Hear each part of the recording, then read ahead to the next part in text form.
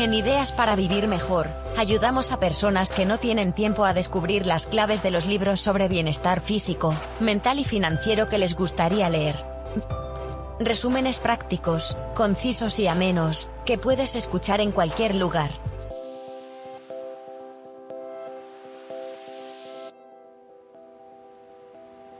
Hola a todos y bienvenidos a Ideas para Vivir Mejor. Soy Eugenio Paya Ruiz, lector empedernido y amante del desarrollo personal. En los próximos minutos descubrirás las ideas principales de El Sistema, del miedo a la libertad, un libro escrito por Álvaro Gómez, creador del podcast Buscadores de Sentido. Vamos con las ideas principales. El libro nos dice que hay dos tipos de miedos. El miedo físico, que es una señal de alarma interna que se activa ante la detección de una amenaza que tiene que ser real, tiene que ser física y tiene que ser inmediata, y el miedo psicológico, que es el que se activa ante un pensamiento que nos surge sobre el futuro o sobre el pasado. El miedo psicológico tiene sus raíces en que nuestro cerebro no es capaz de diferenciar entre la realidad que vemos y lo que pensamos. Y entonces lo que el libro llama el sistema es el miedo psicológico, que ha acompañado al ser humano desde que adquirimos la capacidad de pensar. Lo que sucede es que el miedo está previsto para momentos cortos, se activa para responder a una amenaza y dura unos pocos segundos, incluso menos. No está, por tanto, nuestro miedo preparado para responder a esas amenazas imaginarias continuas que tenemos en la mente. Y precisamente por eso surge el estrés. El estrés no es otra cosa que la activación crónica del miedo. Y además, el miedo psicológico también nos causa sensación de impotencia, porque no se puede luchar contra una amenaza que no existe. El sistema, es decir, nuestro miedo psicológico, no se puede eliminar, por lo menos de momento, pero sí que podemos darnos cuenta, cada uno de nosotros, cómo funciona y hacer lo que podamos para salir de él.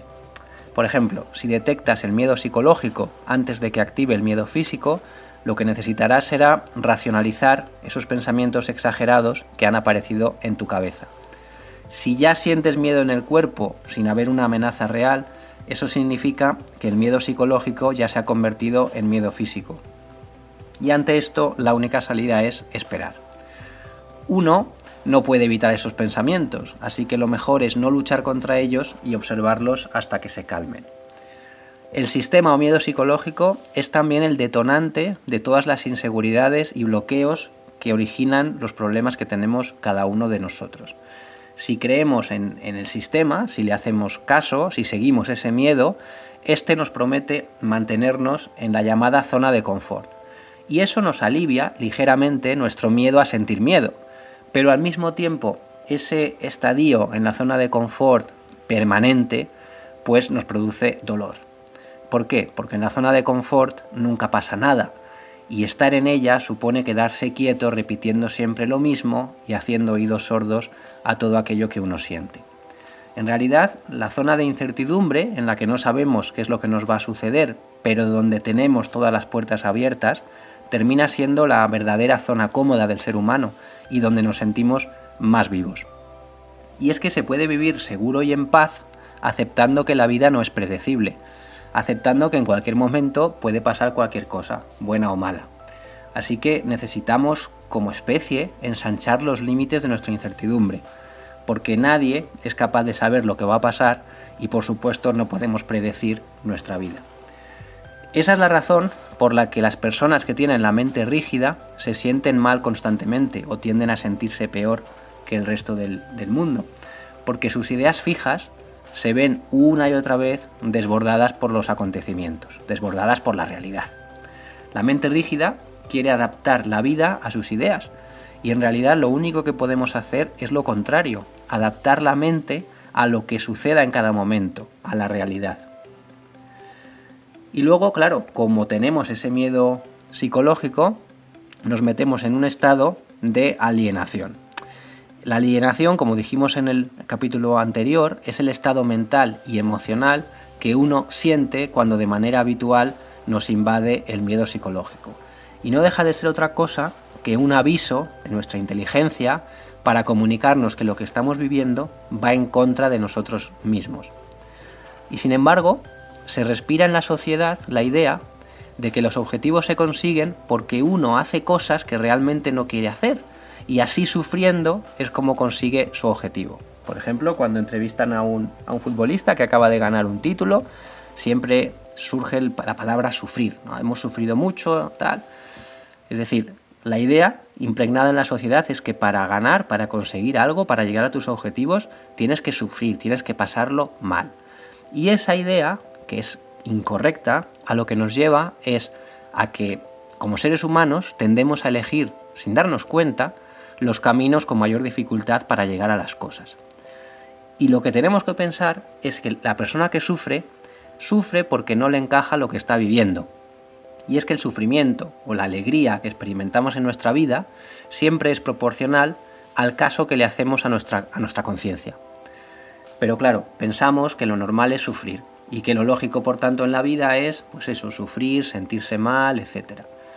Piensa esto, el sistema, el miedo psicológico, lo que ha logrado es que creamos que vivir con el ánimo bajo, un poco deprimidos, el bajón, es lo normal y que la vida no nos da para más. Así que como resultado, cuando ponemos a todos los individuos que se sienten así juntos, el resultado es que vivimos en una sociedad estresada. Que es lo mismo que decir que vivimos en una sociedad con el sistema del miedo físico activado de manera crónica.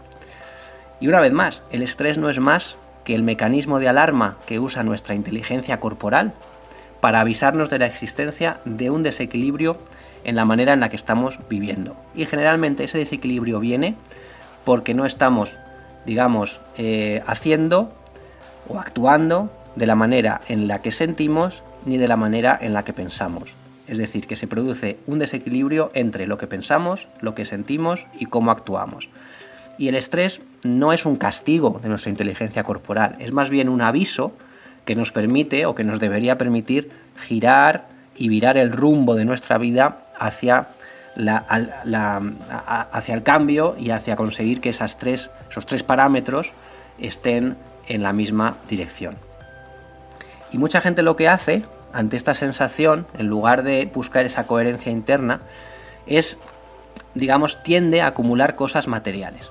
¿Por qué? Porque la acumulación de cosas materiales les lleva a, de manera momentánea, sentir menos miedo psicológico. Sin embargo, lo que sabemos a partir de ciertos estudios es que cuando alcanzamos un determinado nivel de comodidad material, el índice de felicidad permanece invariable. Es decir, que en los países donde la vida física está más o menos asegurada, por lo menos en lo material, lo que necesitamos no es más bienestar material, sino más bienestar humano, menos tensión mental. Pero nos empeñamos en crecer solamente en lo material, que es lo que más nos ayuda o lo que pensamos que más nos ayuda contra ese miedo psicológico. Y claro, esto supone que mucha gente ha dejado de lado su humanidad para convertirse en un absoluto ser económico, en un trabajador, en un consumidor, en un cliente, en un número dentro de un balance. Y no podemos pretender que el ser humano sea lo que no es. No somos seres económicos. El ser humano ha nacido para crear, para emprender. El ser económico se aburre normalmente. Cuando nos aburrimos es porque no estamos creando, porque necesitamos sentirnos vivos entregando a los demás nuestras capacidades. Y eso hace que nuestra vida tenga sentido. Es el propósito del que hemos hablado tantas veces aquí. Y por eso, el que no acumula bienes materiales lo que hace es necesitar alcohol, drogas, entretenimiento continuo para poder sobrellevar el aburrimiento que le genera esa vida económica y poderse evadir de una manera de vivir que desde el punto de vista humano no tiene sentido. Así que el desafío que tenemos ante nosotros, según nos dice el libro, es pasar de vivir para la comodidad material a vivir para alcanzar la libertad mental, para alcanzar un estado libre de miedo psicológico en el que no necesitemos acaparar, acumular, en el que no necesitemos demostrarle nada a nadie, en el que seamos libres. Porque no hace falta vivir esclavos del dinero, podemos ser felices buscando más sentido en nuestra vida. Pero claro, nuestro miedo psicológico, acostumbrado al modelo materialista, lo que hace es ver esto como un deseo utópico y peligroso, y esa vocecilla interior nos dice que no es posible vivir con sentido, ¿no? Tratar de cambiar nuestra vida y dejar de ser seres económicos. Y lo que hace, aparte de la vocecilla interior, es buscar carceleros imaginarios, nuestro trabajo, los políticos, etc. Y al final llegamos a la conclusión de que la única manera de poder librarnos de esos carceleros imaginarios que nos pone nuestro propio miedo psicológico es tener más dinero, con lo cual estamos en las mismas. Y es lo que hace que el miedo psicológico hoy en día sea la herramienta de control social más poderosa que existe. Y a la vez, la gran falacia de la humanidad es que alcanzar esa libertad mental de la que hablábamos es una utopía.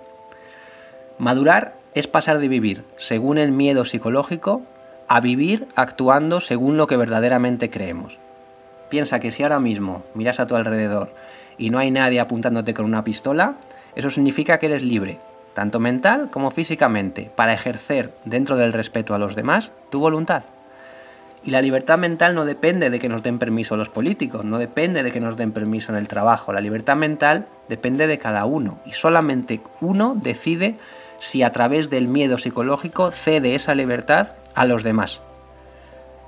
Y al poder político, al poder económico, no le interesa, obviamente, que nosotros, alcancemos esa madurez y esa libertad mental.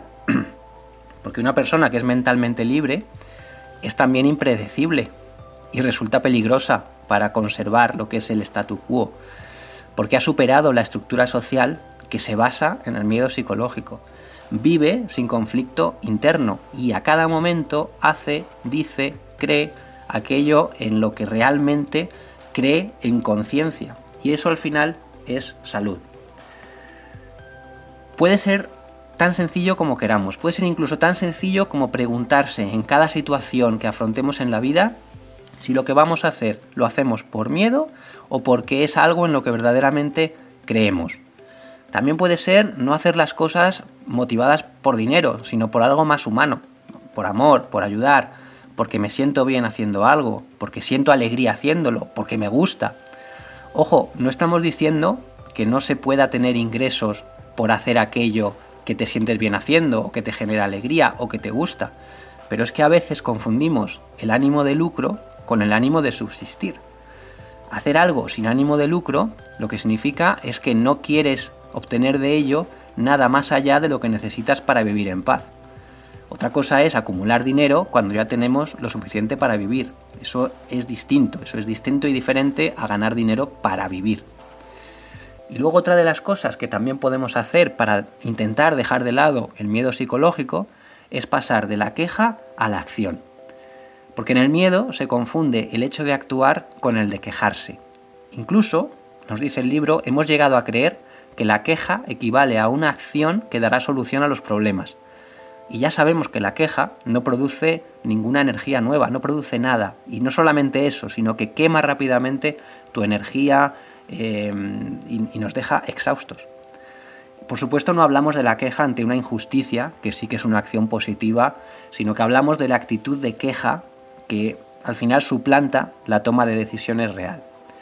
Así que cuando culpamos de nuestra situación a agentes impersonales como gobiernos, empresas, religiones, lo que estamos haciendo es sentir impotencia de manera inmediata, porque estamos entregando nuestra fuerza a las motivaciones de otros, ya sean individuos o instituciones. Así que el principio de responsabilidad, que nos va a ayudar a huir de ese miedo psicológico, a escapar de ese sistema, requiere aceptar una cosa. Y es que mis problemas me los crea yo. Y cuando acepto esto, lo que también acepto de manera implícita es que yo también tengo la solución para todos mis problemas. Y hasta aquí las ideas principales que he encontrado en El sistema, del miedo a la libertad. Un libro escrito por Álvaro Gómez, creador del magnífico podcast Buscadores de Sentido. Espero que te haya gustado. Si es así, por favor, suscríbete al podcast, dale a me gusta y comparte en redes sociales. Y ya sabes que ningún resumen puede reemplazar al libro original, así que si quieres aprender mucho más directamente del autor, compra el libro a través del enlace que encontrarás en las notas del episodio.